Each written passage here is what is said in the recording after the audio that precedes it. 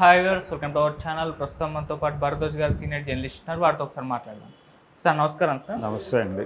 Sir, Pahalgam ఉగ్రదాడికి బదులుగా India operation Sindoor పేరుతో పాకిస్తాన్లో ఉగ్రవాదుల స్థావరాలపైన దాడులు చేయడం మనం చూసాం. చాలామంది ఉగ్రవాదులు చనిపోయినట్టుగా కూడా వాళ్ళు అనౌన్స్ చేశారు. అయితే అక్కడ కూడా మొత్తం ఒక ఉద్రిక్త పరిస్థితి నెలకొంది బార్డర్ దగ్గర. పాకిస్తాన్ కూడా తర్వాత కౌంటర్ అటాక్ చేయడం మొదలుపెట్టారు. సో ఈ నేపథ్యంలో యుద్ధం జరుగుతుందేమో అన్న అనుమానాలు రావడంతో ఒక్కసారిగా ట్రంప్ కూడా రంగంలోకి దిగి సీజ్ ఫైర్ అయితే తీసుకొచ్చారు, అంటే లేపేశారు. కాల్పుల విరమణ జరగాలని కూడా చెప్పారు. అయితే ఆ తర్వాత పాకిస్తాన్ ఏం చెప్తుందంటే యుద్ధంలో మేమే గెలిచామంటుంది. అటు తర్వాత మోదీ గారు యుద్ధంలో మేమే గెలిచామని చెప్తున్నారు. ఏం జరిగింది అసలు? ఎవరు గెలుపు? అంటే ఎవరు గెలుపు అనేది క్లెయిమ్ చేసుకోలేదండి. అంటే ప్రశ్నలోనే ఒక గందరగోళం ఉంది. ఇది సీజ్ ఫైర్ అనౌన్స్ చేశారు. నిజానికి ఈ యుద్ధంలో పాకిస్తాన్ గెలిచిందనే చెప్పుకోవాలి. ఎందుకంటే ఈ యుద్ధం ఎవరి మీద ప్రకటించారు అంటే జరిగిన దాడికి ప్రతీకారం తీర్చుకోవాలనుకున్నారు. జరిగిన దాడి పహల్గామ్ అనేటువంటి ఊళ్ళో ఉగ్రవాద దాడి జరిగింది. 27 మంది చనిపోయారు. అది బాధాకరమైనటువంటి సంఘటన. ఇప్పుడు యుద్ధం ఎవరి మీద చేయాలి? ఉగ్రవాద శిబిరాల మీద చేయాలి, ఉగ్రవాద సంఘాల మీద చేయాలి. ఈ ఉగ్రవాద శిబిరాల మీద దాడి చేయటానికి ఆపరేషన్ సింధూర్ అనేది ప్రకటించింది ప్రభుత్వం, భారత ప్రభుత్వం ప్రకటించింది. వాళ్ళు దాడులు చేశారు, ఒక 100 మంది చనిపోయారు అనేది వాళ్ళు చెప్తున్నటువంటి డేటా.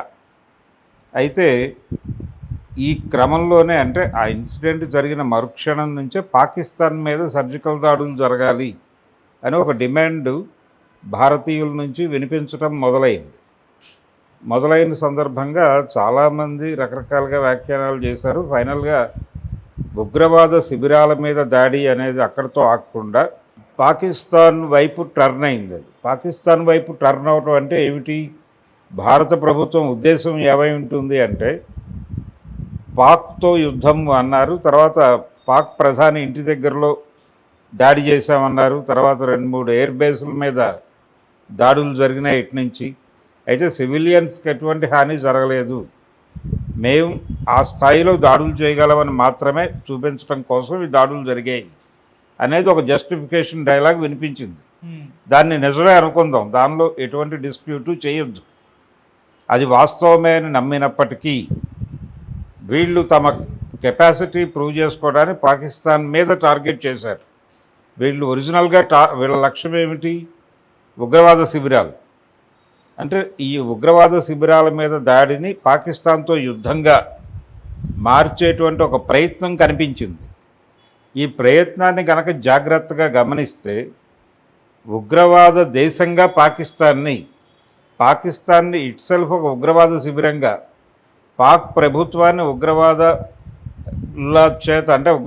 చేత నడిపించబడుతున్నటువంటి ప్రభుత్వంగా నిరూపించడానికి ఒక ప్రయత్నం చేస్తున్నట్టుగా అనిపించింది భారత ప్రభుత్వం వైపు నుంచి. ఈ ప్రయత్నాన్ని అంతర్జాతీయ సమాజం హర్షించిందా అనేది ప్రశ్న. అంతర్జాతీయ సమాజం నుంచి ఈ ప్రతిపాదనకి ఆమోదం లభించలేదు. ఆమోదం లభించకపోవడంతో సీజ్ ఫైర్కి వీళ్ళు ఆమోదం తెలిపారు. వీళ్ళ ప్రతిపాదనను అంతర్జాతీయ సమాజం ఆమోదించలా. వీళ్ళ ప్రతిపాదన ఏమిటి? పాక్ని ఉగ్రవాద దేశంగా ప్రకటించాలి. దానికి స్పందన లేదు. దీన్ని ఓపెన్గా మాట్లాడకుండా ఇప్పుడు ఈ ఉగ్రవాద శిబిరాల మీద యుద్ధం కాదు, ఇది పాకిస్తాన్ మీద యుద్ధం అని ఫోకస్ చేశారు. అలా ఎలా ఫోకస్ చేస్తారు? మీరు ఆపరేషన్ సింధూర్ లక్ష్యం ఉగ్రవాద శిబిరాలని చెప్పి పాకిస్తాన్ మీదకి ఎలా వెళ్తారు అంటే అది ఉగ్రవాద దేశం అయితే వెళ్ళొచ్చు. ఉగ్రవాద దేశంగా అంతర్జాతీయ సమాజం కూడా నిర్ణయిస్తే వెళ్ళొచ్చు. ఈ ప్రాసెస్లోనే పాకిస్తాన్ని ఇండియాలో కలిపేస్తే బాగుంటుంది అనే అభిప్రాయం, అలాగే పాక్ ఆక్రమిత కాశ్మీర్ని భారతదేశంలో అంతర్భాగం చేయాలి, ఇలాంటి రకరకాల ఆకాంక్షలు వ్యక్తమైనాయి. ఇప్పుడు చాలామంది బాధపడుతున్నది ఏంటంటే కనీసం పీఓకేనైనా భారతదేశంలో విలీనం చేసుంటే బాగుండేది అనేది చాలామంది బాధపడుతున్నారు. ఇంకోవైపు జేడి లక్ష్మీనారాయణ లాంటి వాళ్ళు కూడా పాకిస్తాన్ని భారతదేశంలో కలిపేస్తే బాగుండేది అన్న పద్ధతిలో మాట్లాడారు. వీళ్ళందరికీ కొంత అసంతృప్తి కలిగింది ఈ వ్యవహారం మీద. అంటే సీజ్ ఫైర్ అని అమెరికా చెప్పడం, వీళ్ళు ఆగిపోవటం.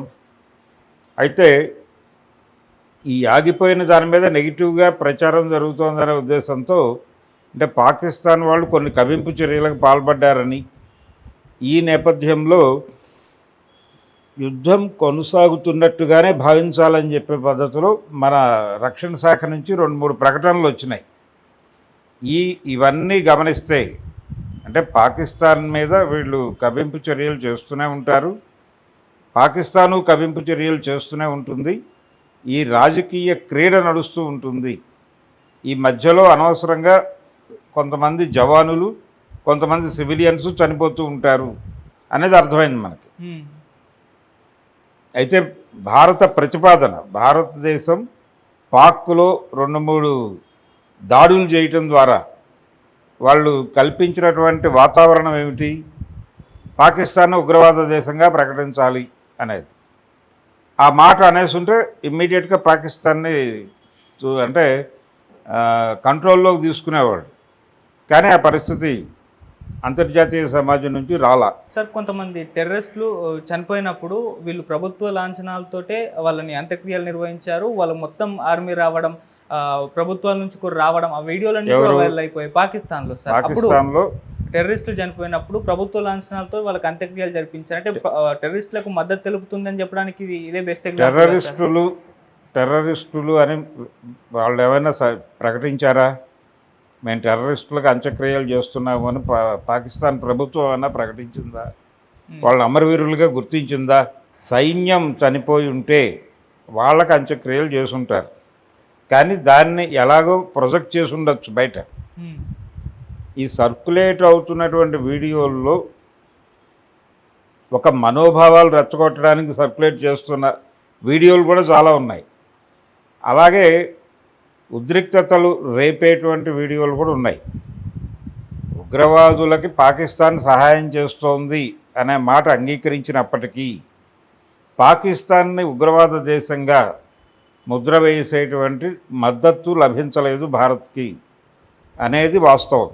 ఒకవేళ లభించి ఉంటే, ఒకవేళ ఆమోదం కనుక అంతర్జాతీయ సమాజం నుంచి లభించుంటే డెఫినెట్గా పాకిస్తాన్ని కంట్రోల్లోకి తీసుకోగలిగి ఉండేవాళ్ళు, తీసుకునేవాళ్ళు కూడా. కానీ ఆ పరిస్థితి లేదు. అందుకని తనని అంతర్జాతీయ సమాజం పూర్తిగా ఉగ్రవాద దేశంగా చూడలేదు. ఈ ఘటన నేపథ్యంలో, భారత ప్రభుత్వం ప్రయత్నాల నేపథ్యంలో తాము ఆ మేరకు విజయం సాధించాం అని పాకిస్తాన్ అనుకోవడానికి అయితే అవకాశం ఉంది. సో ఇప్పుడు జరిగినటువంటి యుద్ధం, పాక్తో యుద్ధం, నేను ఆపరేషన్ సింధూర్ గురించి మాట్లాడట్లేదు. సింధూర్ సక్సెస్ఫుల్గానే ఆపరేట్ అయింది.